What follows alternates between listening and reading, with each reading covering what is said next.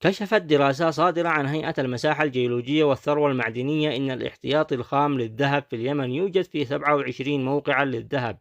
موزعا على 6 محافظات هي حضرموت وحجة وصعدة والجوف وأبين وصنعاء،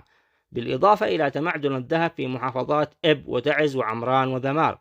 وتؤكد الدراسات أن اليمن يمتلك احتياطي كبير من الذهب يصل إلى 100 مليون طن،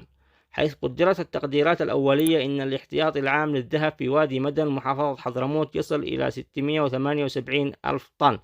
بدرجة تركيز من 14 إلى 15 جرام ذهب في الطن الواحد، أي أن كل طن واحد يحتوي على 14 أو 15 جرام ذهب. وفي محافظة حجة حسب البيانات الصادرة عن هيئة المساحة الجيولوجية والثروة المعدنية، فإن التقديرات الأولية فيما يخص محافظة حجة يشير إلى وجود احتياطي في منطقة الحارقة يقدر بنحو مليون طن،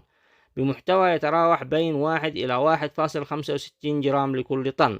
وفي المناطق الأخرى في المحافظة تذكر دراسات الهيئة إنه لم يتم تقدير الاحتياطي، ولا تزال هذه المناطق بحاجة إلى دراسة تفصيلية، غير أن المؤشرات الجيوكيميائية تشير إلى وجود الذهب بنسبة جيدة تتراوح بين 1 إلى 18 جرام في الطن الواحد من الصخور الحاوية للذهب.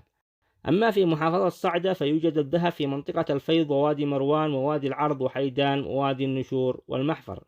وفيما يخص محافظة الجوف تؤكد الدراسات وجود احتياطي للذهب في منطقة صبرين اللوض ووادي الكحيل ووادي عطف والريان، ولا توجد إحصائية رسمية لحجم الذهب فيها. وفي محافظة أبين تحدد الدراسات وجود احتياطي للذهب في منطقة نجد الملاجي وشطبة ومعجب وأم سرة، إلى جانب وجود احتياطي للذهب في منطقة بحريام ونقيل غيلان بمحافظة صنعاء، ولا توجد إحصائية رسمية لحجم الذهب هناك.